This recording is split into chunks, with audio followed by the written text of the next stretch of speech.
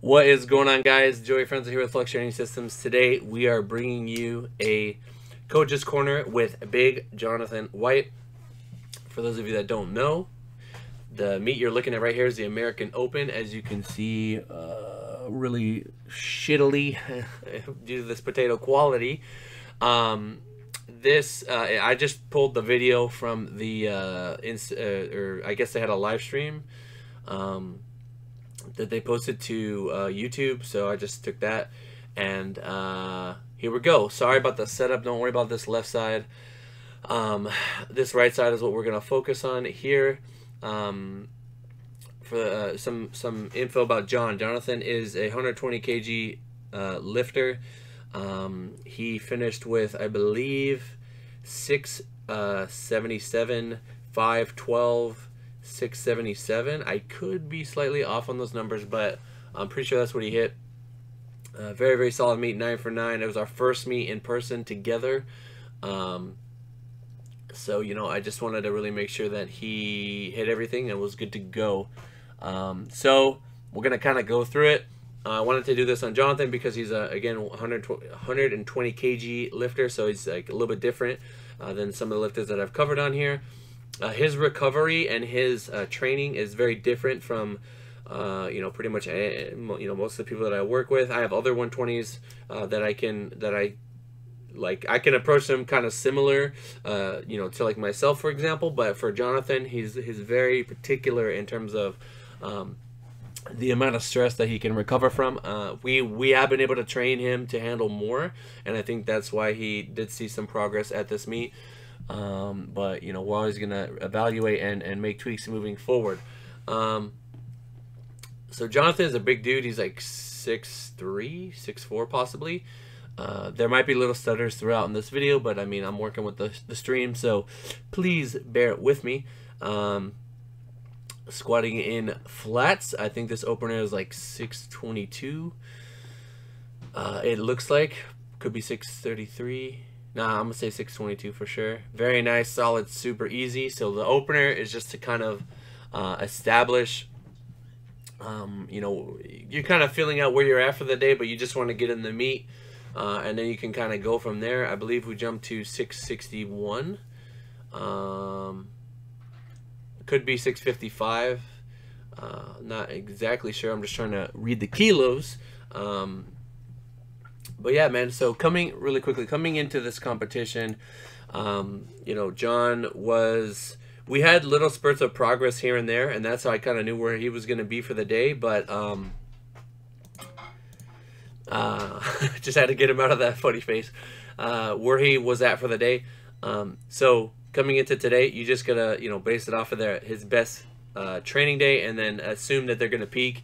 Especially with bigger lifters, they do peak. Even if like he was a little hesitant. He was like, yo man, like we haven't really put up any deadlift numbers in training. Is that a problem? Not at all. As long as your squat is moving and your deadlift is kind of hanging, especially with someone who has limited recovery, meaning they can't really handle too much recovery before they start to get really beat up or they get injured. Something has to take a back seat. The hardest part about prep is kind of balancing how much stimulus you can give to each area, so squat, bench, deadlift, without messing that up. Without getting hurt or anything like that. So squats were really on point, which let me know that deadlift was going to be there too. So here's his second attempt. And you can tell he already knows, like walking out, like, oh, I got this. This is easy weight. Probably felt the best it's felt all cycle. Just at depth, boom, pops right up. Smiling with that PR. Or not, it's not a PR, but it's PR speed. The PR is coming up right here. 677, I believe, on the bar. There's this smug motherfucker over here in the blue. Who's this guy? It's Baldy. Shitty shoes. Anyway, 677, nice and easy. You guys will see. He definitely had some more in the tank. I believe we could have pushed it all out and gotten like 688. I wouldn't really want to go higher than 683. But 700 is going to definitely go down for him, 100% eventually. Very nice. Now, really quickly, everybody looks at that. Like, this is the thing. People look at lifts on video, and they say, oh, man, that was so easy. That was so easy. And it's like, well, you guys are not looking at that literally where the weight slows down. So right there. Like, right where the weight slows down, that's literally all you need to look at when it comes to judging the like the next lift, right? Where the lift is absolutely slowest. That's where you need to take a look and kind of see how much set you're gonna have for the day. If we had a fourth attempt based on that lift, before I say anything, let me just double check. 5 kilos, literally 5 kilos, maybe if we had to for some dumb reason, 692. But then you're gambling a little bit.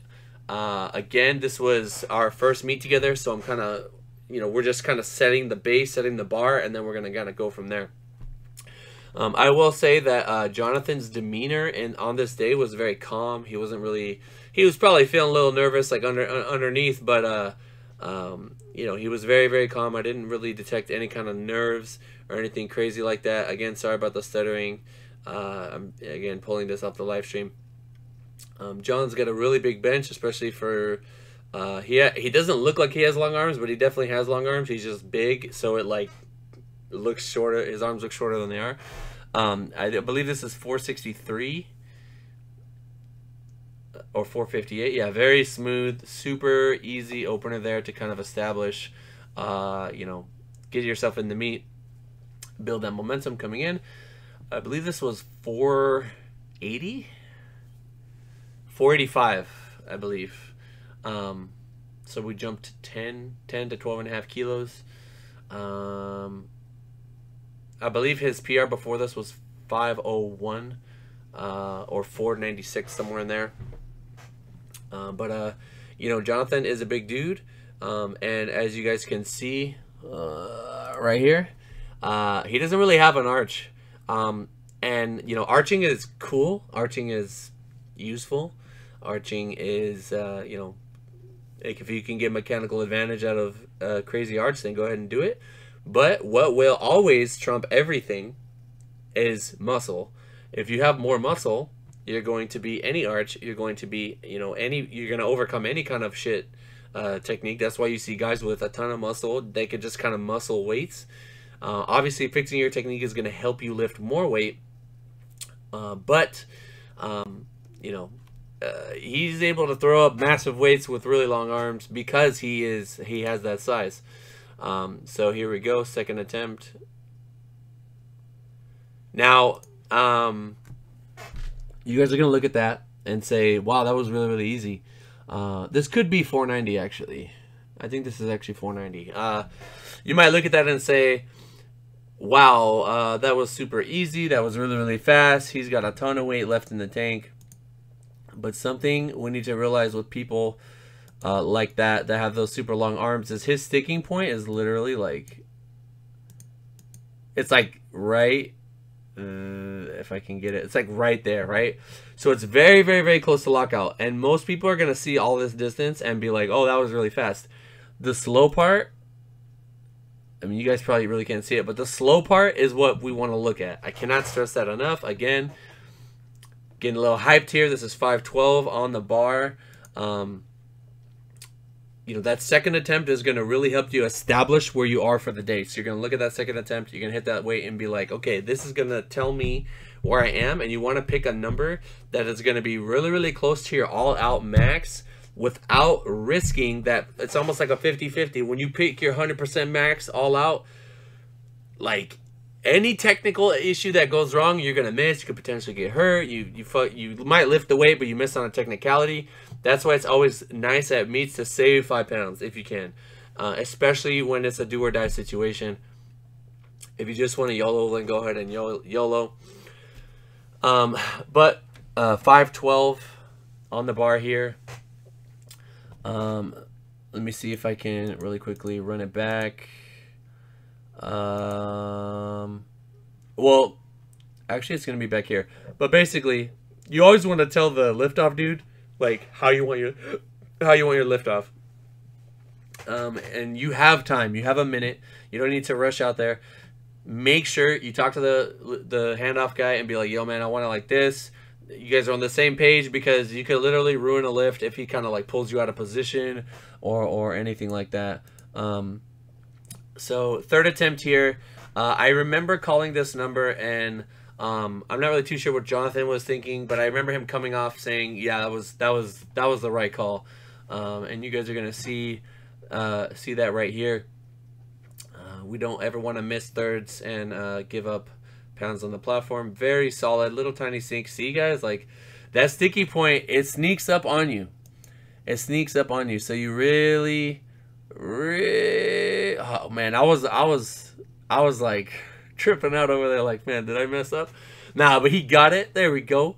512. That is a massive bench press. I don't care how big you are. You know, he's not a fat dude. You know, so for him to throw that weight up, it's fucking impressive. So here we are coming on down to deadlift really quickly. I just wanted to mention some things about deadlift. Like I said, his deadlift didn't really show up too much in training. So I told him, you know, hey, like, you just got to trust that it's going to be there on the day. Like, whatever mental stress or worry or whatever is there in your mind, like, fuck, like, I didn't really hit anything big in training. Like, maybe I'm not going to have, you know, weights on meet day. Kill that doubt right now. That just comes to trusting in your coach and knowing that on the day your deadlift is going to show up. And that the numbers that you're lifting in training are not, you know, if they're lower than expected, especially, you know, when you're a bigger lifter, really, really hard to kind of manage recovery. You know, you got to just trust that it's going to be there on the day. And, you know, granted, this was a very, very fast competition.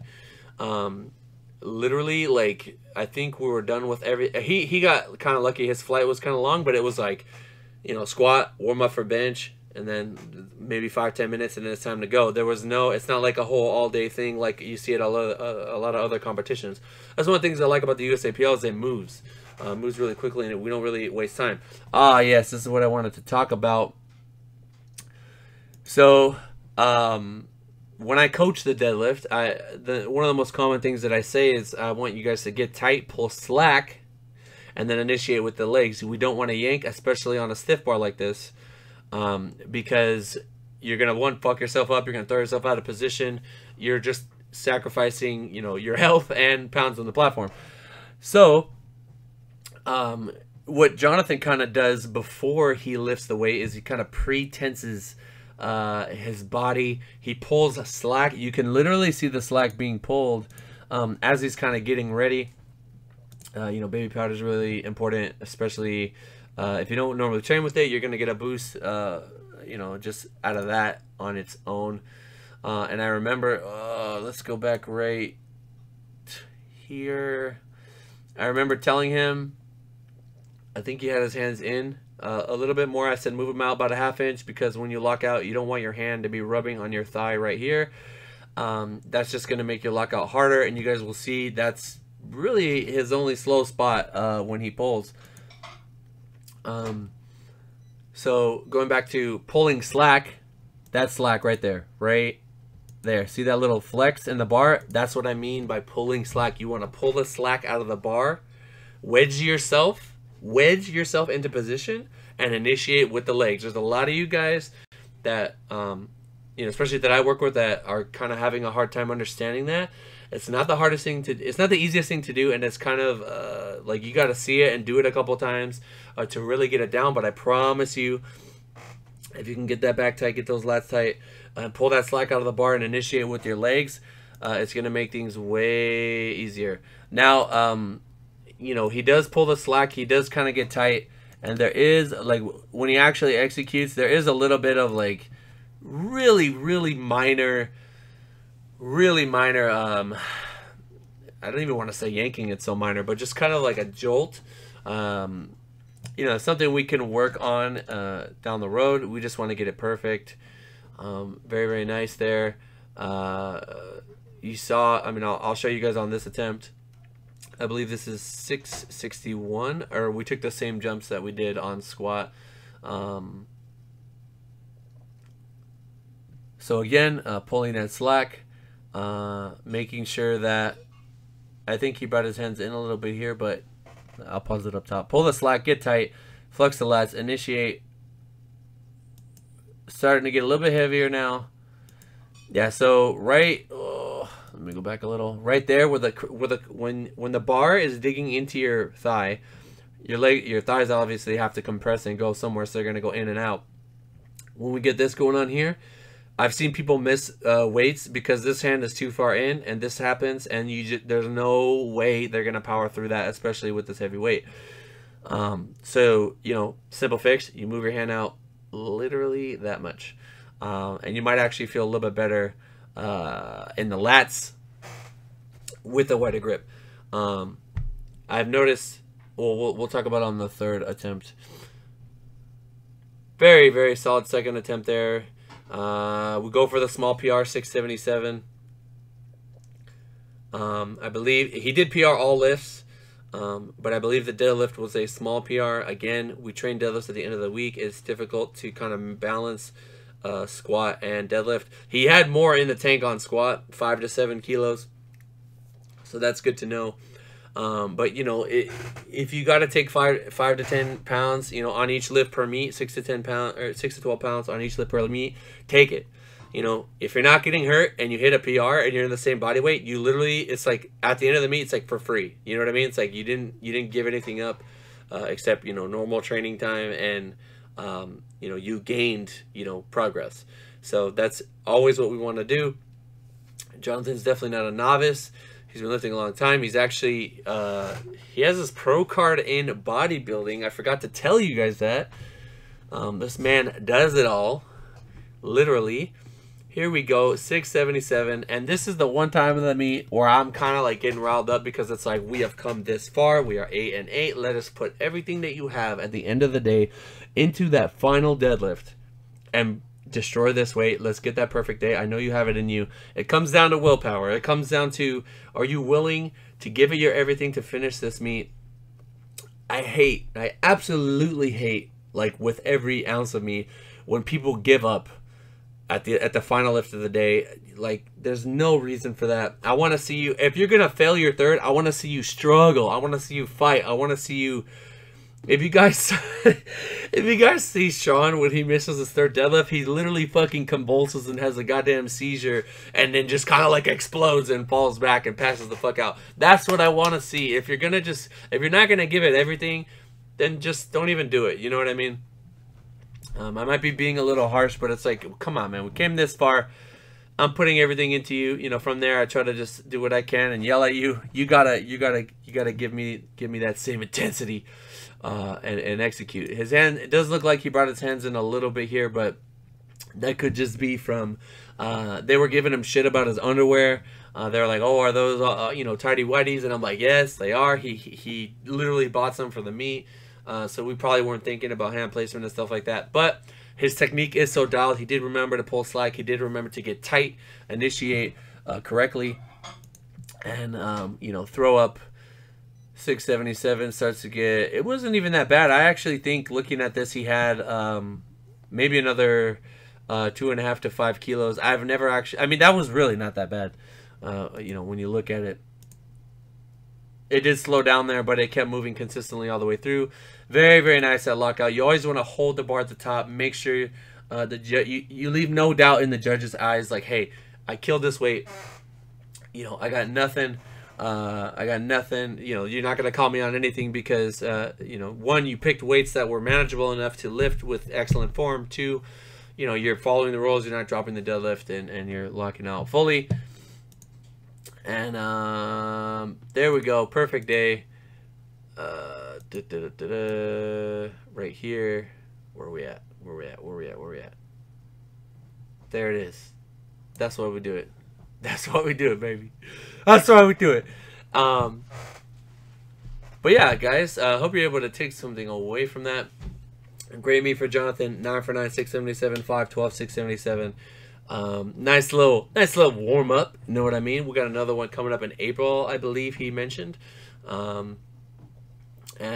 for him, it was just a very rewarding experience to see this thing all the way through, to come out and make sure that he did what he had to do. especially with someone who needs that special attention when it comes to just like making sure that every little aspect of their training is allowing for them to recover, you know, and then, you know, safely train, get stronger, and then put that on the platform. I think, you know, Jonathan has a ton of potential. Like I said, 700 pounds is going to go down on squat, 520s, 530 bench, and then we're going to pull that big 700.